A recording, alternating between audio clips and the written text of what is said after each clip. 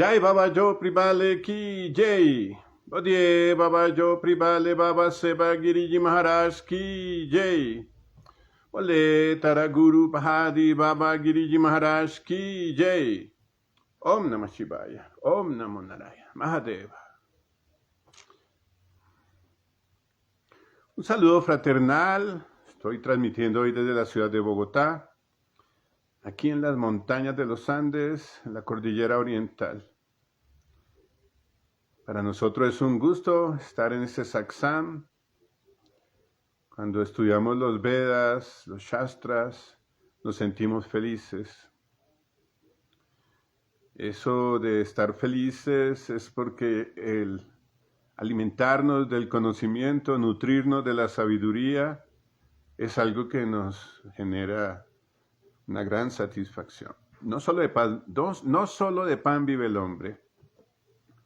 Eso que es para nosotros tan importante es el alimento para el alma. Cuando estudiamos los Vedas desde esa visión Advaita, tenemos más claridad. No es una versión dogmática, sectarizada por alguna tradición fundamentalista, sino es la visión de Shankaracharya, el chivaísmo de Shankaracharya, el chivaísmo Advaita, el yoga Vedanta, el yoga Chaiva. Es una visión hermosa, nos permite a todos entender de otra manera todo lo que es la vida, el por qué existimos. Y las enseñanzas dadas por el mismo señor Shiva, ya que Shankaracharya pues es una encarnación de Shiva, avatar, y las enseñanzas que estamos compartiendo hoy tienen que ver con esas enseñanzas advaitas, ya que el maestro Vashista, estamos estudiando Yoga Vashista, el maestro Vashista es parte de la sucesión discipular del Parampara, de nuestra tradición advaita. Vashista transmitió las enseñanzas que luego llegan al gurú de Shankaracharya, quien se las transmite a él, y luego Shankaracharya nos las transmite a nosotros con esa capacidad de análisis, haciendo sus percepciones profundas para que todos podamos cada día crecer más y más en este entendimiento de la Advaita y en esta práctica. Todas las glorias a nuestro Parampara. Jai Parampara. Bueno, hacer una introducción al libro. Om Namo Bhagavate Rudraya.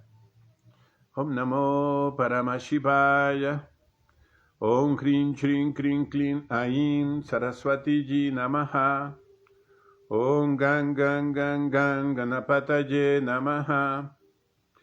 Om Talpurushaya Vidmahe Mahadevaya Dimahi Tano Rudra Prashodayate.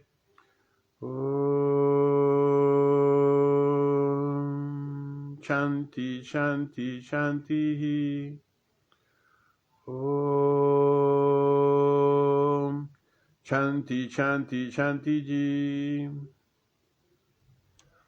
Estamos estudiando el Yoga Vashista, escrito por Valmiki, y dice así. En ese momento siguió diciendo Vashista. Pregunté al Señor, si la conciencia es omnipresente, ¿cómo puede haber cosas insintientes e inertes en este universo? ¿Cómo es posible que lo que está dotado de conciencia pierda la conciencia? Shiva agradeció esta pregunta y me contestó. La materia como estado inconsciente. La conciencia omnipresente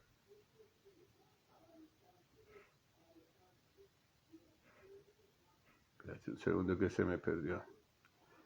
La conciencia omnipresente es todo en todos y existe en este cuerpo tanto en su forma cambiante como en su forma inmutable. Igual que una mujer sueña que es otra distinta, con un marido diferente, La conciencia se imagina poseer otra naturaleza. Igual que un hombre invadido por un furor incontrolable parece ser otro hombre, la conciencia asume distintos aspectos y diferentes funciones sin dejar de ser ella misma. En algunos de esos estados se siente inconsciente e inerte material. De ese modo se transforma en su propio objeto, creando el espacio, el aire y los demás elementos materiales. Al mismo tiempo, en su interior proyecta el tiempo y se transforma en un jiva dotado de inteligencia y mente limitadas. La conciencia se transforma a sí misma en algo aparentemente inconsciente e inerte, como el agua se transforma en hielo. A consecuencia de ello, la mente se torna confusa, comienza a acumular deseos y expectativas, cae en el cebo de la lujuria y de la angustia, siente experiencias favorables y adversas y se agarra desesperadamente a vanas esperanzas que perpetúan esa ilusión. Autoengañada de esta forma, pasa de la ignorancia a la más completa estupidez.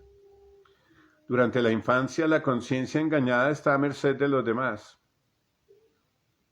En la juventud persigue sin tino la riqueza y los placeres sexuales, que la llenan de temor y preocupación. En la vejez es arrojada a las enfermedades y a la muerte por sus propias acciones, karma. Jai Mahadeva. Vamos a hacer un análisis de todas estas enseñanzas tan profundas. En ese momento siguió diciendo Vashishta. Vashishta, un rishi, profeta. Él fue guru de Ramachandra y ha tenido apariciones durante mucho tiempo, como tratando de enseñar esta gran verdad. Lo vemos como un gran santo, como un gran yogi. Dice, pregunté al Señor. Qué bonito ese concepto de señorío de la divinidad del guru. En este caso, Shiva toma la posición de guru. Él es Adiguru, el primer guru, es Mahaguru, el más grande guru, es Parama Guru, el guru más elevado, el más antiguo. Le decimos Gurudeva, el guru como Dios, Guruji, el gran guru, glorificado guru. Guru, la palabra guru es el que nos saca de la oscuridad. En este caso, qué afortunado Vashishta de poder hablar directamente con el Señor Shiva. Todos nosotros tenemos la opción de hablar con el Señor Shiva directamente. Él no es un Dios de papel, ni es un Dios que está pintado en la pared, o un Dios mítico. Él está vivo, presente, es omnipresente, omnisciente, omnisapiente. Podría aparecerse frente a ti en este momento. Los yogis, cuando meditamos, podemos hablar con Shiva. Él está allí dentro de nosotros. Cuando el yogi aprende a elevar su meditación a estados más profundos, se encuentra con Shiva cara a cara. Ese aspecto personalizado de Shiva, le decimos Mahadeva, Maheshvara. Y viene la pregunta importante que hace Vashishta. Debemos siempre preguntar cosas importantes al guru, no molestarlo con cosas demasiado superficiales o con problemas. La misión del guru no es ser el abogado para resolver problemas jurídicos, ni ser el doctor para resolver problemas medicinales, ni ser un banco para estar resolviendo problemas económicos de la gente, ni es el psicólogo para estar ayudando en sus estados emocionales y psíquicos.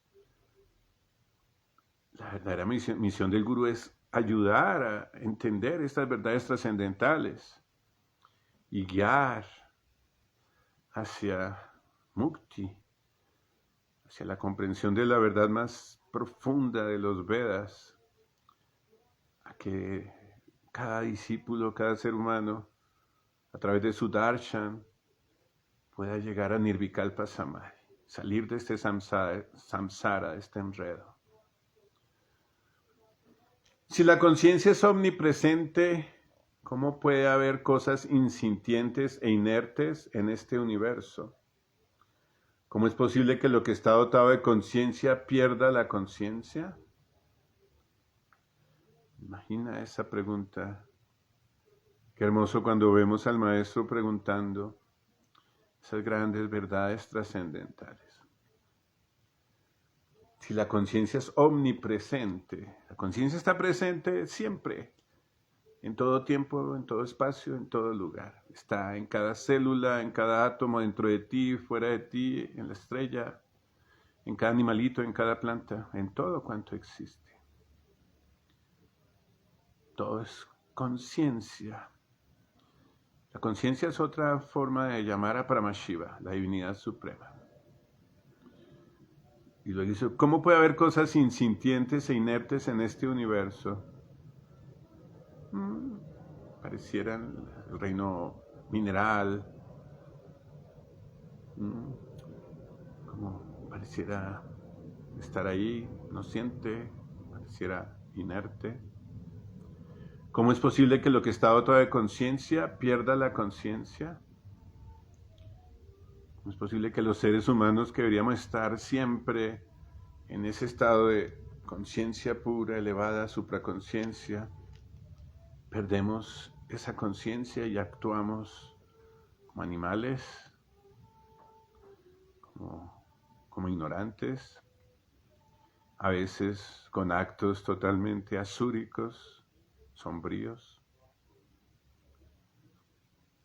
Shiva agradeció esta pregunta y me contestó.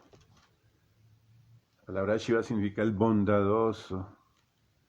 Y aunque hay un estado de Shiva que es Paramashiva, que es no manifiesto, conciencia pura, espíritu puro, más allá del tiempo, el espacio, el nombre, la forma, no tiene forma, la meta más elevada, es inalcanzable, inamovible, imperturbable, inmutable, inexpresable, incomprensible. Pero el Shiva que habla aquí es la bendición de la divinidad que se manifiesta como Maheshvara, como Mahadeva, para podernos guiar, para que estas almas perdidas que estamos en la ignorancia en este mundo del samsara, de la enfermedad y la vejez y la muerte, podamos acercarnos a la divinidad. ¿De qué otra manera podríamos acercarnos a esa gran verdad? ¿Cómo salir de esta cárcel, de este enredo de malla, de esta telaraña, de este hueco, de esta cueva oscura, llena de maldad,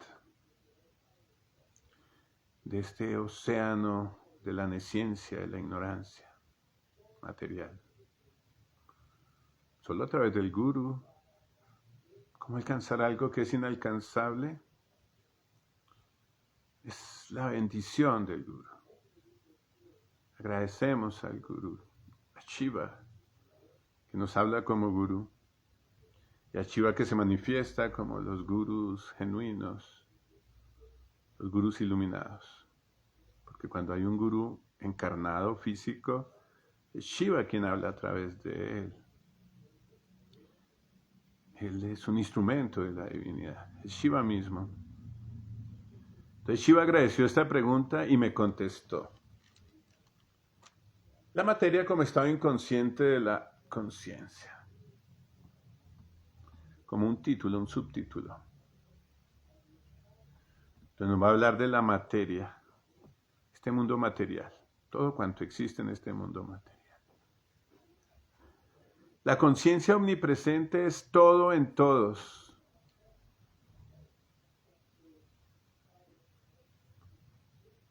Está presente en toda la creación, en el plano físico, astral, causal, supracausal. Está presente afuera, adentro, En todo este mundo mágico lleno de criaturas, allí está. Cuando estamos aquí encarnados como jivas, preguntamos, ¿dónde está esa conciencia? ¿Dónde está Paramashiva? Otro nombre de decirle a la conciencia, Paramashiva. ¿Dónde está? Y los Vedas nos revelan, está en todo y en todos. O sea, eso nos lleva a entender aún las cosas más materiales como las creaciones humanas, la tecnología, ahí también está. En las cosas que creyéramos que fueran impuras, ahí también está. Está presente en todo y en todos. Y existe en este cuerpo tanto en su forma cambiante como en su forma inmutable. La forma cambiante es esto que se transforma con el tiempo. La belleza se va, la salud se va, la juventud se va. Hoy estoy aquí, mañana muero, desencarno. Todo es cambiante en este plano material. Por eso decimos que es una ilusión, maya, es un sueño. Porque la verdad esencial nunca cambia. Es siempre la misma. Y entonces dice, está en la forma cambiante, como todo lo que está sujeto al tiempo, es decir, todas las criaturas, todos los planetas, todas las galaxias, el mismo universo, los átomos. Pero también está en su forma inmutable, nunca cambia, nunca muta. Eso que es inmutable es nuestra Atma, nuestra esencia divina, nuestro propio Paramatman, Brahman, Paramashiva, nuestro ser esencial. Eso es lo que somos. Entonces empezamos con el discurso, está en todo y en todos, y está en aquello que cambia y aquello que no cambia. Da un buen ejemplo.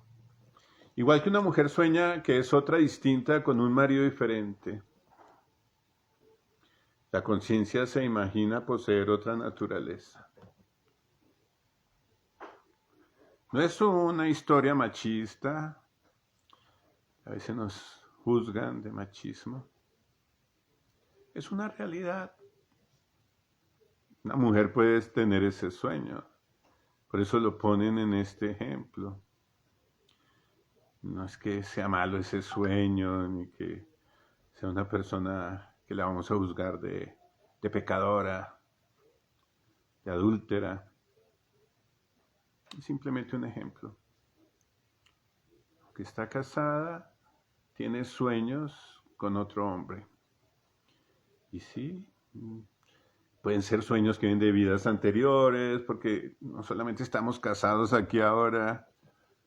En otras vidas tuvimos otros cuerpos, otros hombres, otras mujeres tuvimos otros esposos, otras esposas, otros padres, otros hijos. Y no es nada malo. Es parte de la vivencia que cada uno tenemos. Ahí está esa reflexión. Está casada, pero tiene sueños con un marido diferente. Esa mujer es como la propia conciencia e imagina poseer otra naturaleza. Es decir, está casada con alguien, pero sueña que está con otra persona, con otro marido. Somos conciencia, pero sueña que somos esta realidad. Este mundo material manifiesto en este mundo mágico, ilusorio. Y pensamos que es real. Como la mujer que cuando está soñando piensa que ese otro marido que está soñando es un marido real que está allí. Cuando despierta se da cuenta que no era ese marido con el que se casó, era otra persona que estaba allí. Una experiencia onírica. No vamos a analizar hoy las experiencias oníricas, la oniromancia, qué significa el sueño. Es toda una ciencia interesante de los viajes astrales, porque soñó con esa persona. Podría ser alguien de otras vidas, alguien que se va a encontrar en el futuro, un sueño profético, un deseo insatisfecho, algo freudiano. Ahora no estamos analizando ese sueño Algún día hablaremos sobre interpretación de sueños y el Nidra Yoga. Igual que un hombre invadido por un furor incontrolable parece ser otro hombre. La conciencia asume distintos aspectos y diferentes funciones sin dejar de ser ella misma. Cuando una persona, un hombre en este caso, ve el aspecto de mujer, el aspecto de hombre, cada uno como un ejemplo que queremos entender. Cuando un hombre, por ejemplo, está de mal genio, aquí no dice está drogado, está borracho. Alguien que en un momento está invadido por un furor incontrolable, impulsivo, algo que está ahí en su psiquis. Se pone de mal genio, parece ser otro hombre, va y pelea, va y mata con su furor. Se descontroló, se volvió una persona animalesca. Sí, hay muchos ejemplos de eso. Un hombre tranquilo, por alguna circunstancia explota y actúa. La gente ni lo reconoce. No era esa persona tranquila y ahora está con esa agresividad, esa violencia y golpeando y hasta matando. La conciencia asume distintos aspectos y diferentes funciones sin dejar de ser ella misma. El hombre es la conciencia y su aspecto de mal genio es algo ajeno a él, pero pareciera alguien más. La conciencia es igual, esa divinidad suprema que es esencialmente paz, amor. Toma aspectos de maldad, de violencia, de guerra, de maltrato, de actos adármicos. Pensaríamos, pero ¿cómo? ¿Cómo la conciencia puede llegar a ese punto? Ahí hablamos de la impulsividad en el hombre que lo lleva a actuar con ese furor de una forma desconocida, como algo impulsivo. Y la conciencia, de una forma impulsiva, toma ese otro aspecto. Vamos a decir, no deberíamos ser impulsivos, está bien.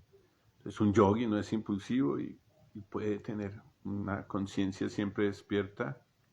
Pero un karmi, que es muy llevado por la instintividad y la animalidad, simplemente actúa de esa manera sin control. ¿Debería controlarse? Sí, claro. Pero termina actuando de esa manera y es el ejemplo que nos da. Entonces, la conciencia se manifiesta a veces de forma impulsiva. Y toma aspectos diferentes y funciones distintas sin dejar de ser ella misma. El hombre no deja de ser el mismo, pero actúa de otra manera. La conciencia no deja de ser ella misma como Atman, como Paramatman, como Brahman, pero actúa de otra manera. En alguno de esos estados se siente inconsciente e inerte material. En ese estado, como cuando la mujer sueña, cuando el hombre actúa de otra manera. Hay un sentimiento inconsciente e inerte material. Esto de la inconsciencia es muy interesante. Ya hemos visto cómo en el ser humano está el consciente, el inconsciente, el supraconsciente. En un momento dado la conciencia, que debería ser esa verdad plena, siempre luminosa, toma un aspecto inconsciente. Y en ese aspecto inconsciente es como cuando tú estás en un sueño profundo, no sabes ni siquiera que estás ahí, simplemente estás y hay una materialización. Y se habla de un estado inerte material, como una piedra, por ejemplo, inerte material, está ahí, una montaña, una estrella, un planeta, ahí está. Inerte no porque no tenga actividad cuántica, pero sí en cuanto a la misma conciencia que está ahí como adormecida. De ese modo se transforma en su propio objeto, creando el espacio, el aire y los demás elementos materiales. Entonces vemos la tierra, vemos el agua, vemos el fuego, vemos el aire, vemos el Akash, el espacio, la energía, el mismo prana. Esa es una manifestación de la conciencia en un estado inerte. No porque el aire no tenga movimiento ni el agua, sino que es un elemento. Los elementos burdos se llaman mahabhutas, que son manifestación de la conciencia, sí, porque todo es una manifestación de este sueño, como la mujer que sueña con el otro esposo. Ese sueño es una manifestación allí, en esa manifestación de esta creación material, como ese sueño de Brahma. Puede estar soñando que es el elemento tierra, el elemento aire, el elemento agua, el elemento fuego o el elemento Akash, como tal. Y le decimos prana también, porque esa energía tú la manejas, la conciencia maneja esa energía. No es que el prana esté pensando. Tú usas el fuego, usas la tierra, usas el aire, usas el agua. El ser humano con su poder psíquico puede manejar esa fuerza energética, usas el prana, pero en sí el objeto como tal es un objeto inerte e inconsciente.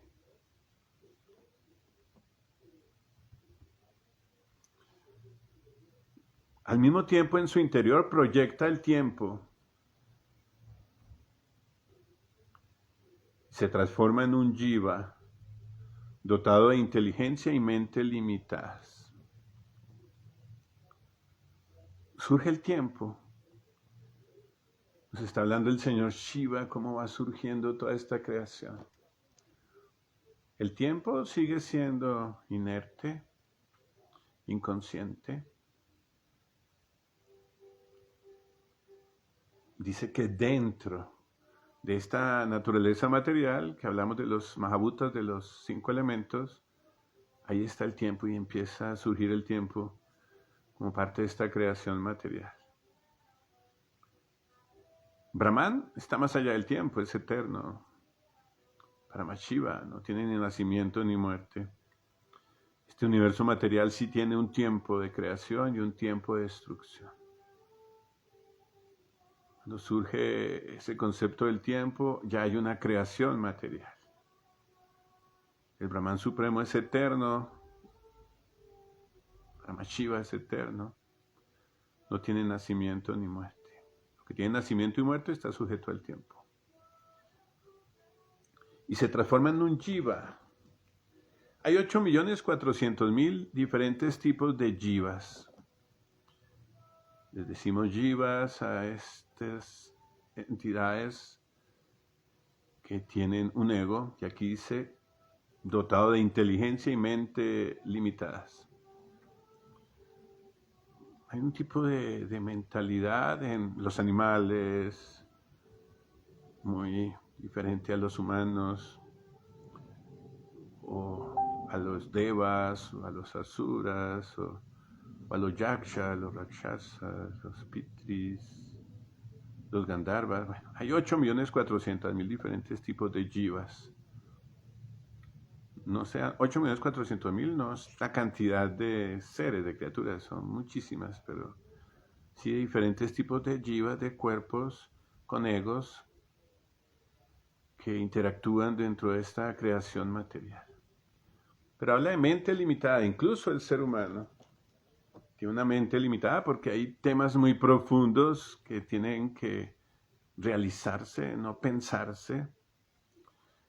Es a través de la realización del yoga que puedo lograr mukti, no a través de solo la mente. La mente puede llegar a la filosofía, a la teología, nos va guiando para que luego, a través de las bendiciones del Guru, podamos despertar de este sueño, esta ignorancia, y logremos entonces mukti, nirvikalpa samadhi. La conciencia se transforma a sí misma en algo aparentemente inconsciente y inerte, como el agua se transforma en hielo transparente.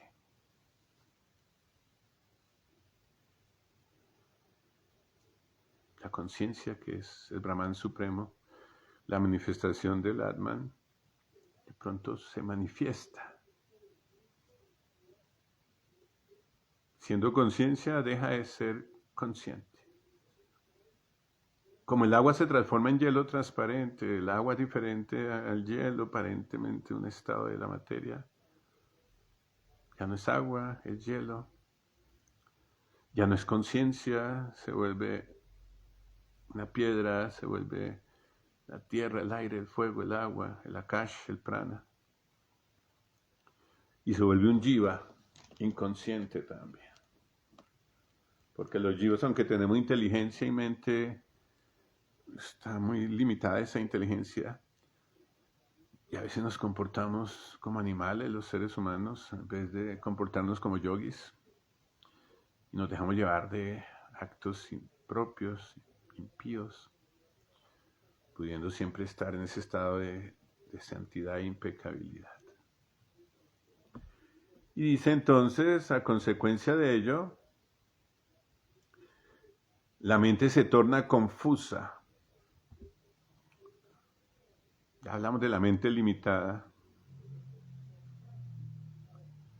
Cuando se conecta esa conciencia pura en algo que es inconsciente, como eso que está dentro de nosotros, en nuestra mente, el inconsciente, hay confusión.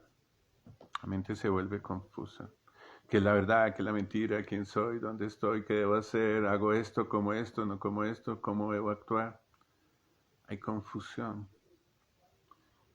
Y empezando por los seres humanos, porque en el mundo animal, el mundo vegetal, ese reino es mucho más limitado y más inconsciente. Pero cuando hablamos del ser humano, en ese discurso mental, hay confusión. ¿Quién soy?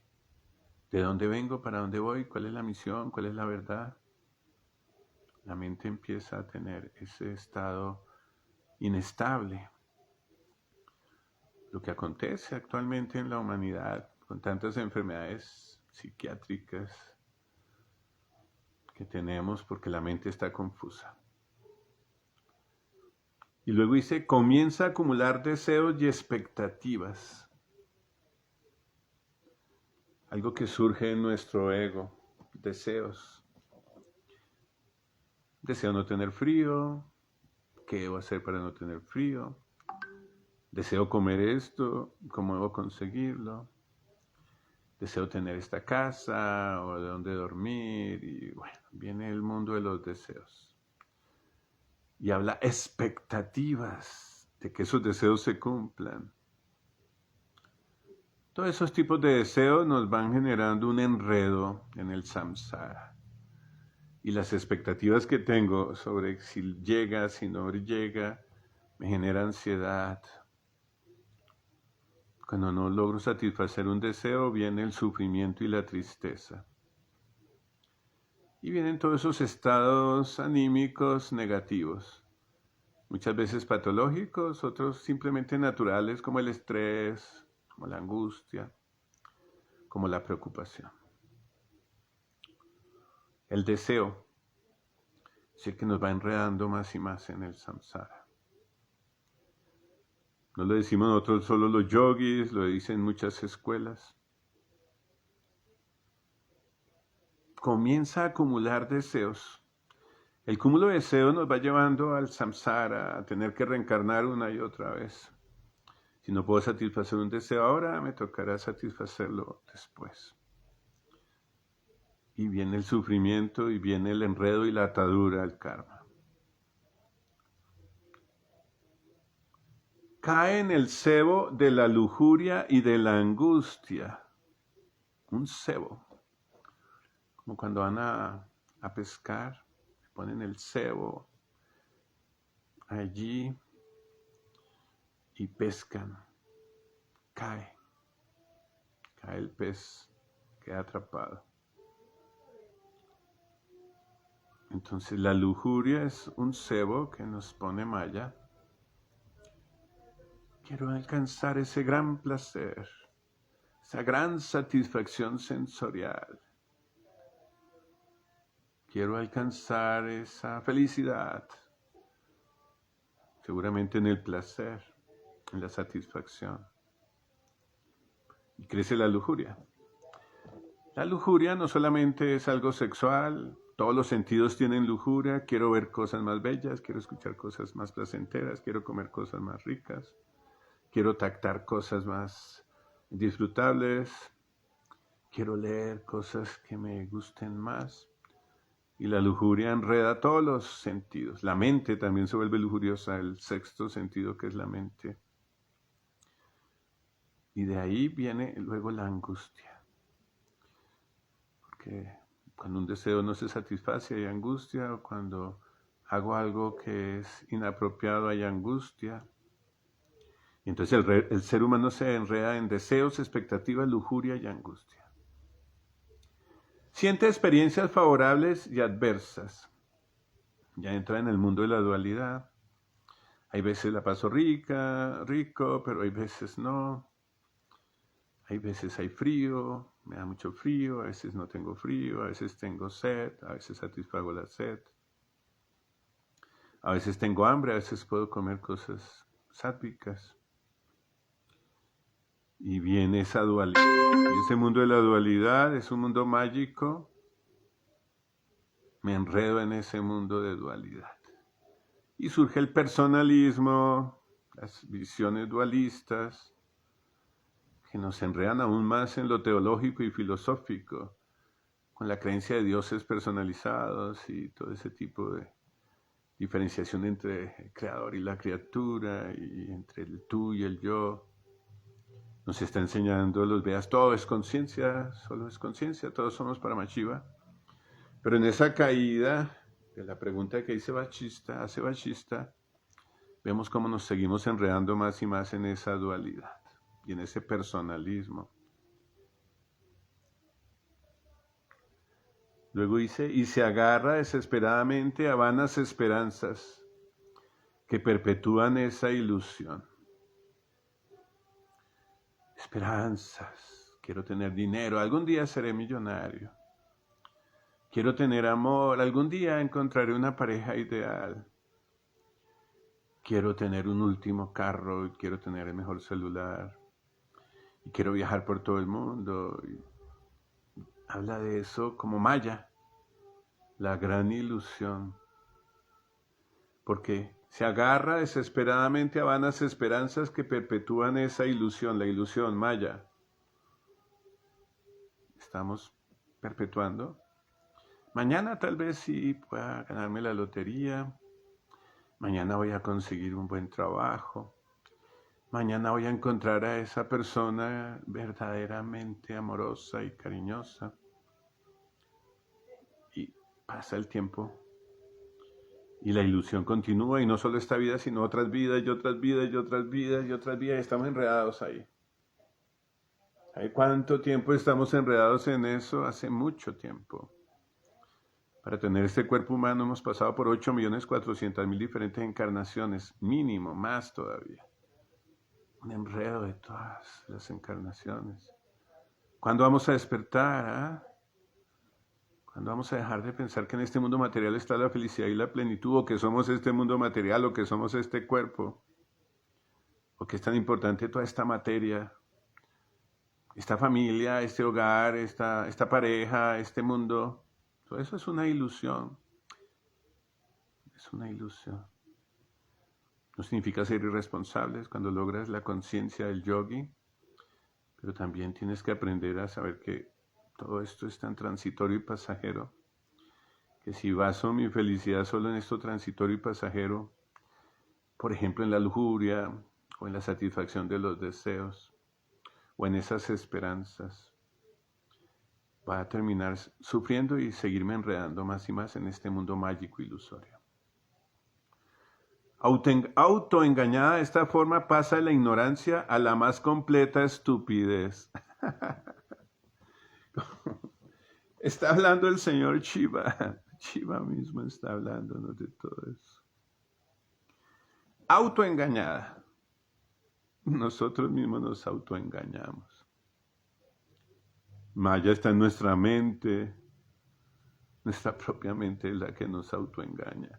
Voy a ser feliz con ese hombre, voy a ser feliz con esa mujer, voy a ser feliz siendo este profesional, voy a ser feliz teniendo este dinero.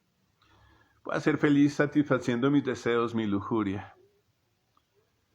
Y se pasa de la ignorancia, ya estamos en la ignorancia de creernos este cuerpo y esta mente, este mundo dual, creyendo que Dios está allá y yo acá, que yo soy esa criatura y el creador. Y voy ignorantemente creyendo que todo esto es tan real, tan verdadero. Y luego dice, pasa de la ignorancia a la más completa estupidez. Y seguramente terminaremos como animales en las otras reencarnaciones, más estúpidos todavía, sujetos a toda esta vida materialista, enredados en este plano. No es bueno ese discurso que nos da Shiva de terminar siendo estúpidos por no saber manejar las enseñanzas del Guru, las enseñanzas de Shiva, por no volvernos yogis, por tener miedos, por ser ignorantes, por estar en la completa oscuridad de este mundo material. Durante la infancia, la conciencia engañada está a merced de los demás. Nos empieza a dar un discurso de psicología muy interesante, Shiva.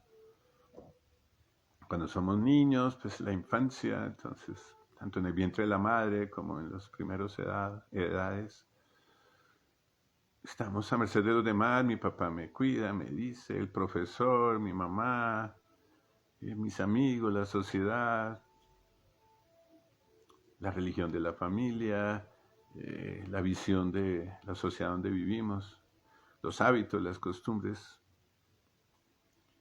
No somos autosuficientes, estamos a merced de los demás. En la juventud persigue sin tino la riqueza y los placeres sensoriales, que la llenan de temor y preocupación. Entonces en la juventud, ¿qué queremos? Tener dinero para comprar cosas. Si alguien no tiene el dinero de origen familiar, busca a ver qué hace para conseguir ese dinero. A veces hasta roban, pensando que el dinero les va a dar todo lo que están buscando como pleno. Y los placeres sexuales. Bueno, el adolescente, el joven empieza a desarrollar su parte hormonal y ven el ejemplo de los adultos como si fuera lo máximo la sexualidad y emborracharse y drogarse y rumbear y tener más dinero, a veces mal habido. Y esto genera una consecuencia, dice, que la llenan de temor y preocupación. Tengo temor a estar embarazado, temor a una enfermedad, temor a que me roben la plata o que me coja la policía porque robé. Ese mundo del temor va surgiendo allí en esa juventud. Esos temores vienen acumulados desde el inconsciente, vidas anteriores. Tengo miedo de todo, miedo a viajar, miedo a que me roben, miedo a que me maten, miedos. Y preocupación, asumo responsabilidades, el dinero no me va a alcanzar, tengo que hacer esto, tengo que hacer aquello. Mi pareja me es infiel, me van a echar del trabajo. Empiezo a enredarme más y más en este plano material. En la vejez es arrojada a las enfermedades y a la muerte por sus propias acciones, el karma. Y llega la vejez, no podemos tener eternidad en este cuerpo material, la enfermedad y la vejez nos deterioran, se nos caen los dientes, ya no vemos, ya no escuchamos, ya no podemos caminar, nos duele todo, llega la enfermedad. Y luego llega la muerte. La enfermedad y la muerte son causa de sus propias acciones. Me porté mal en la juventud, no comí bien, me volví una persona adármica, no hacía ejercicio, no practiqué yoga terapéutico, no medité.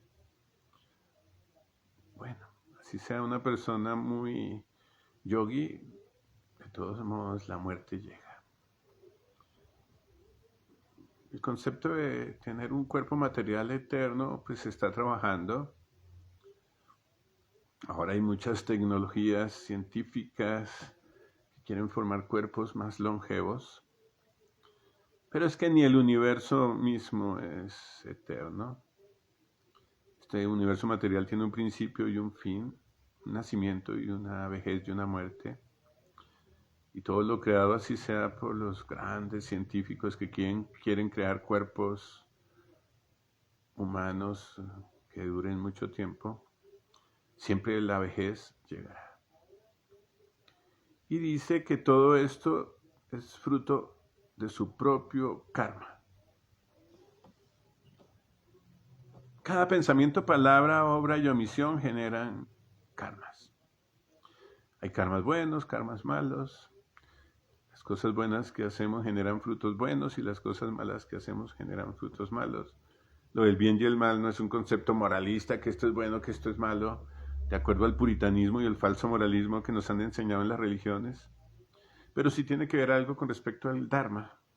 Sanatana Dharma es una visión clara de los actos dármicos traen bendición y los actos adármicos traen sufrimiento, dolor, enfermedad, vejez y muerte.